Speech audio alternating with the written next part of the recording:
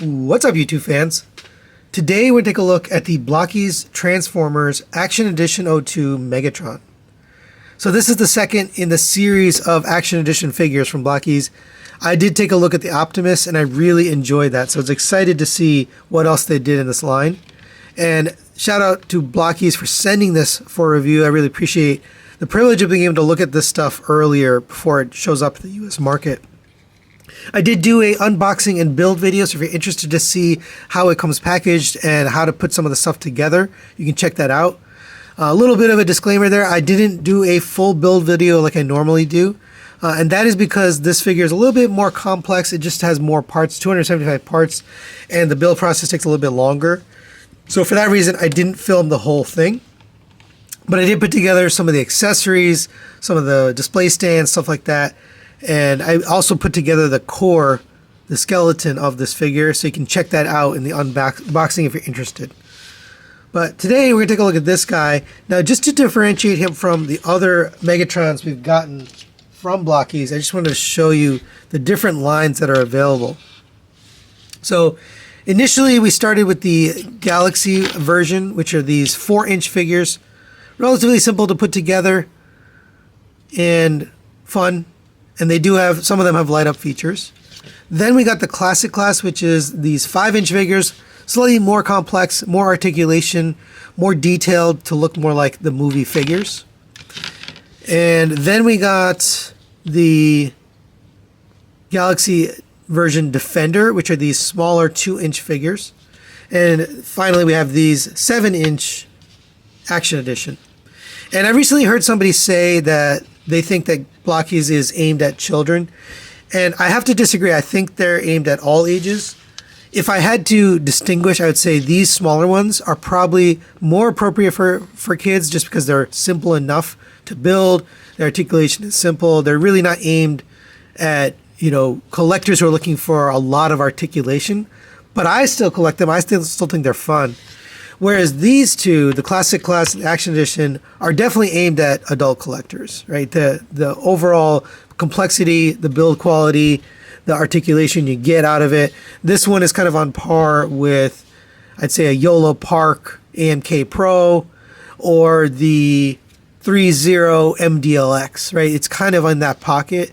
And those are definitely aimed at adult collectors. So I just wanted to mention that, so you kind of figure out where you fit in the Blokees line.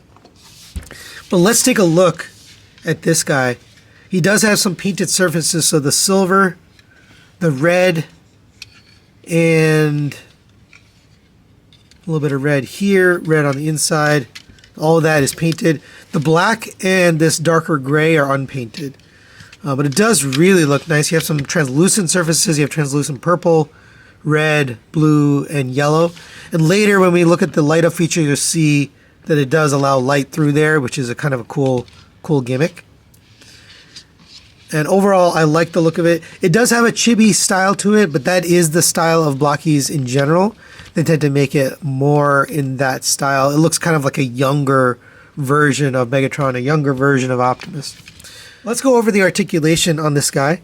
The head is on a double ball peg. So just taking the head off for a second, you'll see the neck is on its own ball joint. So that can go side to side, forward and backward, and it can rotate. And then the head is on this ball joint, and that can also go forward and backward. If you go too far back, it will pop off, but side to side, and it can rotate around. And you just want to keep straight. The neck, you want this angled part forward. So if you get disoriented, just recenter it and then put the head back on. But because of that, you get a lot of movement at the head. For the shoulders, you have a rotation around on a friction joint. Out to the side on a hinge, that'll get up to there. And then you can get a little bit further using this joint out to the side. We have a rotation here at the bicep. The gun can rotate and be removed if you wanted to.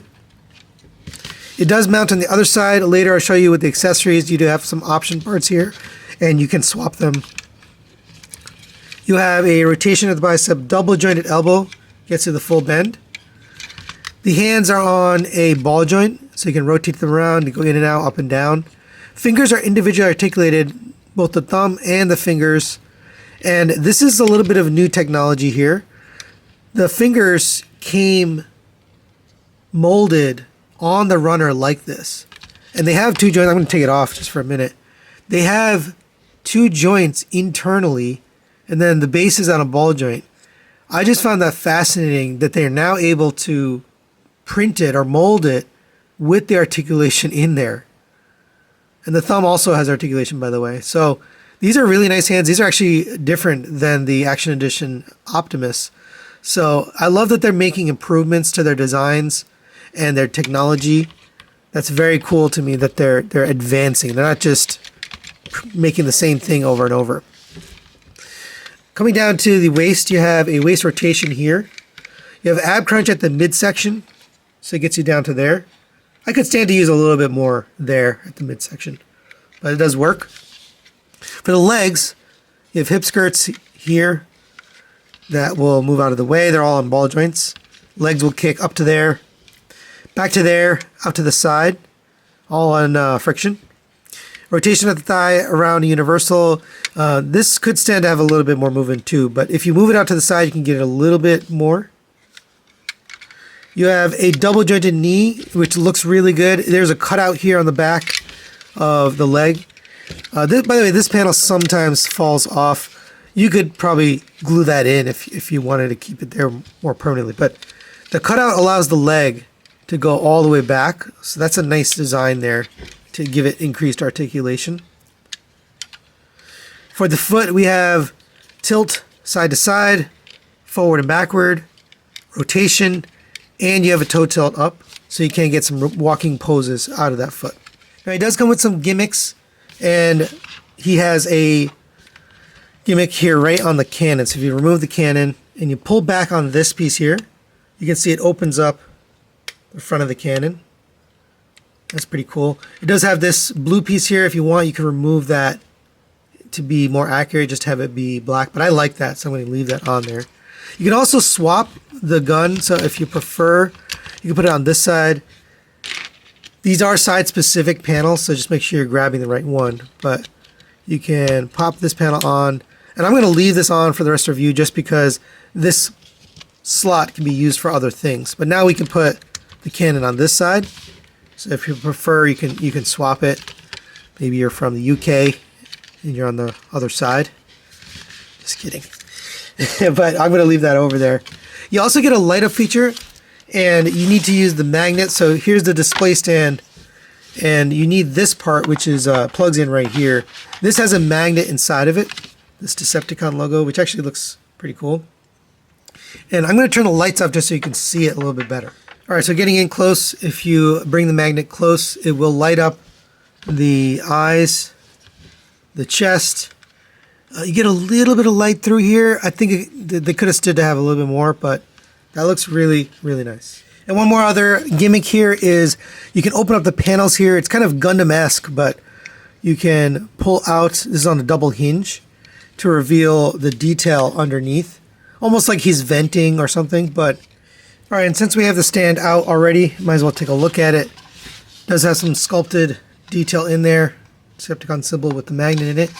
We get this piece this time, which I think was missing from the Optimus, but nice ratcheted armature here to display him. There is a rubberized piece here. There's rubber here to kind of give it tension, and then there's rubber here on the inside to hold. And you can display him on this. So I think the best spot is right here in between the ab section. So get that in there. And now you can do some, flying poses or jumping poses with this thing. So I appreciate them including this because it does add to the playability and the action element of this, which is cool. Another thing you can do with the stand is you can swap out the adapter and put this piece on.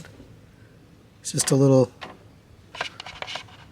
piece like that, and that is so you can display Laserbeak. So let's take a quick look at Laserbeak. You got some silver here on the wings and on the backpack. The face is just all black, it's unpainted.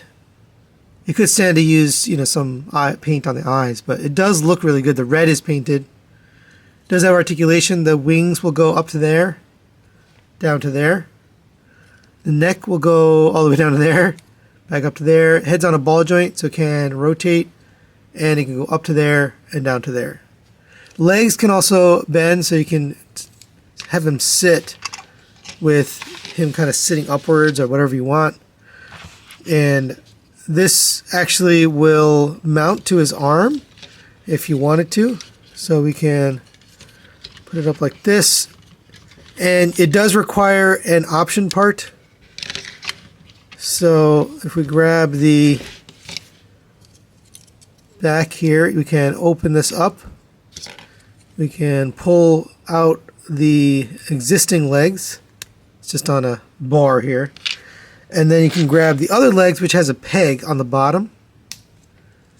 And the only reason to not have this one is if you want to display him standing on the ground or on the throne, which I'll show you later, then this will get in the way. So it's really meant for either the stand or his arm. So we can put it here on the stand now that we have that port. Plug in right there. And that's pretty cool. I would never display it like this because I'm going to use this stand for Megatron. Seems like a waste to use it just for Laserbeak. But you can do that. Or if you bring in Megatron and you have the panel, access panel removed, then you can plug him in right here. And I love that they did this because now Megatron can have him on the arm, and you can have one of those, classic poses with Laserbeak. And that looks really good. Really well done. We also get a bunch of other accessories. So let's take a look. We do get a Kremzeek, just done in the yellow plastic. He does have a molded in face. Not much to do with it. I mean, you can just display it next to him. I do think it's cool, though, that they included this. You get a lot of stuff. We also get a little reflector camera. It's quite a good-looking camera, actually. Black and gray plastic with a little bit of a shiny thing for the lens. He can hold this if you wanted to. I'm not going to pose it, per se, but if you want, you can put it in his hand. And he can hold on to it. But we also get some other accessories here that we can use in the hands. So we get this throne, and if you open up this throne, there's a whole bunch of storage in here. So you can actually put all the parts in there. And even like the option parts for the arms, those can go in there. Anything really, Kremzeek, but if you close this up, we can get him sitting on this throne, which I think is pretty cool. And I do think that looks cool. The gun on his back gets in the way a little bit. So I recommend if you are going to have him sitting on the throne, you come to here and remove this piece. It's just pegged in. You can just pull it back out like that. And now he sits a little bit more tidily. Is that a word? A little bit more easily on the throne with that removed. And that's really cool. I really like that. Speaking of the throne, you can also take Laserbeak, and if you want, you can put him up here. His feet just happen to fit around this piece. It also works with the other legs that didn't have the peg on them. So if you want, Laserbeak kind of sitting on the top of the throne, Megatron, you can do that. You can take this and plug it in right here. So you can have a longer gun. It is, a little bit ridiculous, but you can do that if you want. You can have the bigger gun. Actually, if you push out on this, maybe that looks a little better. That's an option. I'm not going to display like that, but you can if you want to. So now we can bring in his handgun, done in purple and silver. Really nicely sculpted. That will fit in the hand. There's a little slot in the middle. And as you would expect, he holds that pretty nicely. So you can have his blaster. We also get his sword done in this translucent purple and silver for the base, and then the darker purple. It looks really good. And he can hold that as well. Same kind of thing, little tab in the middle. Very secure in there, and it looks very nice. And lastly, you get the mace. Looks like this. It has 1, 2, 3, 4 joints. So you can get it, bent however you'd like. It really works well. I was surprised. I thought this would not work well because it's made out of translucent plastic, but it does work well. And to use this, you can just remove the hand, and we'll set this aside. And this will plug in on a ball joint into his arm, and now he can be slashing some Optimus. It's a very good looking mace. Because of the posability of it, it really can look like, again, Action Edition Megatron, right? It really looks like he's in action. We also get some alternate faces. So we get 2 alternate faces, one kind of screaming face, one kind of laughing face, which are appropriate for Megatron. So to swap them out, I'm just going to take the head off. You don't have to, but it's easier if you take the head off. You can lift up on this panel here, move that from the top, and we can pull forward on the chin. And it's easier if you actually remove the sides of the head. You don't have to, but it definitely makes this process easier. But you can pull forward on the front and then slide this one out. And then we'll get the new one. Slide this up and in. There's a little slot on the top of the face that's going to slot in right there. And then on the bottom of the chin, it's pegging in down here. So make sure you get both pegs in. Then go ahead and replace the top of the head. And there's your laughing face. That's really good. I really like how that looks. The stock face is good too, but I just love the expressiveness of that laughing face. And then we can also use the other one as well.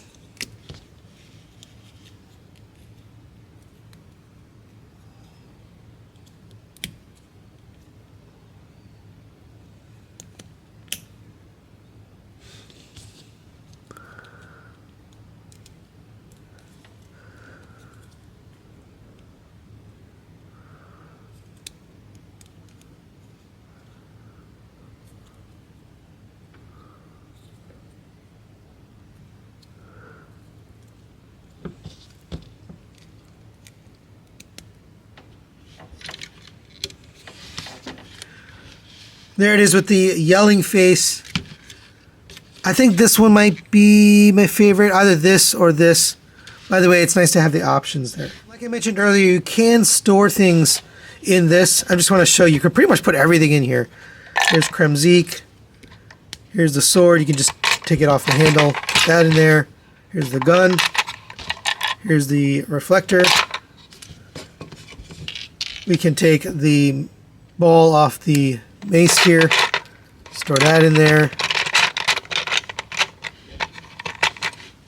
The extra feet for Laserbeak, and then we can actually put all of these option parts in here too. But I'm going to show you another place to put it. So we'll close that up, and then if you come to the back here, you have some pegs and some places to put stuff. This can be stored right there if you want. And we can also store the option parts right here. I just found that there's a little space that fits perfectly. You can slide these in like this, and just so you can see it. Same for the other one. You're going to have 2. And then the faces, it just so happens to fit. So there's the face, Oh no, I'm going to put the other one on the other side. And this is not part of the instructions. I just made this up. But it's nice that you can put everything on there. So if you want to store it, now I would never store the fusion cannon, but if you want to, you can store. Now I did end up with some extra parts, and it's 2 sets of these things. And I did ask Blokees, what are these? And it does have spare parts. So if you are left with something at the end, just know they're not needed. You don't need them for the figure. And for a quick comparison, there it is next to the 3.0 MDLX Megatron. Just to give you a sense of the scale, it's about the same size as these MDLX figures, about 7 inches. So obviously not meant for a masterpiece display, but if you were trying to fit it into a display of these kinds of action figures, I think it'll work. And there he is next to the Blokees Action Edition Optimus Prime, and they do look really good together. And I'm pretty happy that they made some upgrades. Namely, they added articulated hands over the Optimus. They also upgraded the stand. One of my complaints was, hey, I wish they had a armature, and now they've added that. So a lot of the issues, minor issues I had with the Optimus, they've improved. And they even added some new features and playability with him. So really good to see them, upgrading and constantly trying to improve. So final recommendations on the Blokees Transformers Action Edition Megatron. I really love this thing. I'm going to give it a 5 out of 5 strong recommendation. It just has a fun factor to it. It comes with a ton of stuff. You get the throne, 3 different characters, Kremzeek, Laserbeak, Reflector. We get a bunch of accessories, weapons. We get the sword, we get the mace, we get his handgun. And I actually considered how to display it for the final recommendations, because we have this stand and you can get it into an action pose on this. And actually, I could probably use this for Optimus, because I'm going to put Megatron on this throne, because I think the throne itself is very cool. It has storage in it. You can put things on it. You can display the characters. I mean, it really just works all throughout. I love the little gimmicks, the light up feature, the flip out little things on the legs, the swappable cannon, the opening cannon.